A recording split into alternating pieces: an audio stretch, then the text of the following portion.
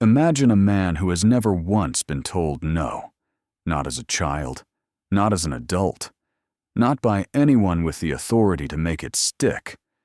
Now imagine that man acquires something that makes him genuinely impossible to kill. What happens next isn't a mystery. History has answered that question, repeatedly and badly. There is a psychological profile that criminologists return to again and again when studying figures who transition from ordinary cruelty into something categorically different. It isn't intelligence. It isn't even ambition.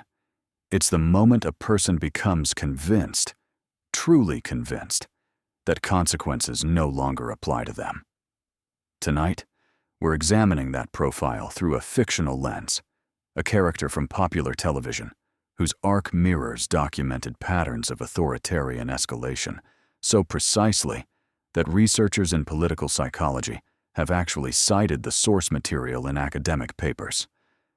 We're talking about Homelander, and we're treating his trajectory the way Dark Verdict treats every case, methodically with the evidence on the table. Before we examine what he becomes, we need to understand what he was, because origin matters. In every case study of extreme behavioral escalation, whether we're discussing historical autocrats or fictional constructs built from their blueprints, the foundation is almost always the same: isolation, controlled environment, conditional approval in place of unconditional love. Homelander was not raised. He was manufactured, removed from any normal social framework as an infant. He grew up in a laboratory setting where every interaction was transactional. Affection was a reward for performance. Punishment was arbitrary. The result was a psyche that learned one foundational lesson above all others: the only safety that exists is total dominance. Psychologists call this an avoidant, disorganized attachment pattern, taken to its furthest extreme. The person simultaneously craves connection and has been conditioned to destroy anything that threatens to withhold it. Now, here's where the case study gets genuinely interesting. For years, most of his adult life, Homelander functions within a structure, a corporation, a hierarchy. He resents it clearly. He tests its edges constantly, but he operates within it. Why? Because the structure provides something he cannot generate internally: external validation. The crowd, the approval ratings, the cameras. Remove those, and there is nothing underneath. No stable identity, no self-concept that exists independent of being perceived as powerful. This is the classic presentation of what clinical literature describes as malignant narcissism, a term coined not by television writers, but by political theorist Erich Fromm in the 1960s, specifically to describe the psychology of destructive authoritarian leaders. The fictional character and the historical blueprint share the same architecture. The escalation follows a predictable pattern once you know what to look for. First, there's the consolidation phase, surrounding oneself with figures who reflect desired beliefs back without friction. Then comes the elimination of internal critics. Anyone within the inner circle who demonstrates independent judgment becomes a threat, not an asset. We see this across historical case studies with disturbing regularity. Advisors who provided honest counsel are systematically replaced by loyalists who provide comfortable agreement. The apparatus around the powerful figure gradually hollows out, becoming a mechanism for amplifying decisions rather than scrutinizing them. In the fictional narrative, this manifests as Homelander's relationship with institutional authority inverting entirely. He begins as the instrument of a corporation.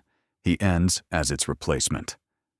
The political conspiracy angle of this story is where it becomes most instructive, because what the narrative dramatizes is something political scientists have a name for: the capture of democratic institutions by a figure operating entirely outside democratic accountability. The mechanism in the story is almost embarrassingly on the nose: a puppet head of state, maneuvered into position precisely because of their willingness to defer. The real power sits adjacent to the office, not inside it. And when the office no longer serves its purpose, the mask comes off. Here's the detail worth sitting with.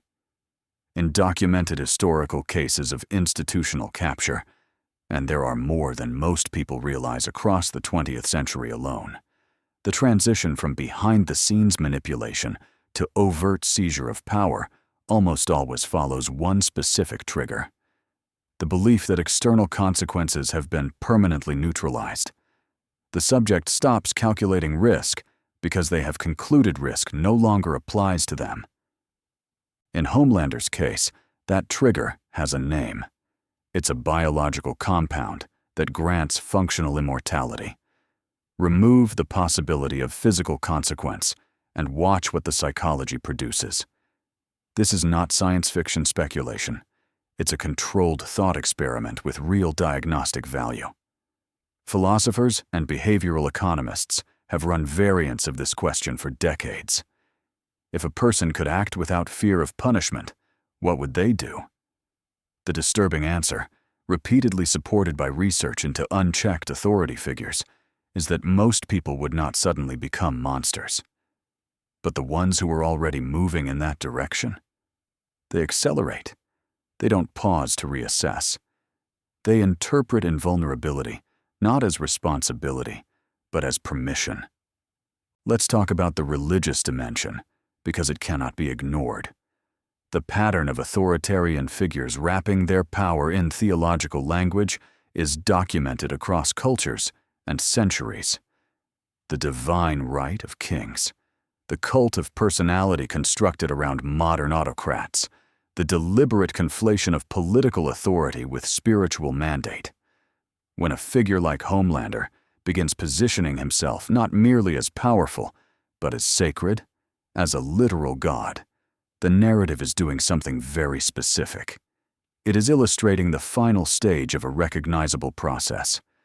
Once a figure declares themselves beyond human accountability, they have also declared themselves beyond human law. At that point, the system designed to restrain them has to confront a question it was never built to answer.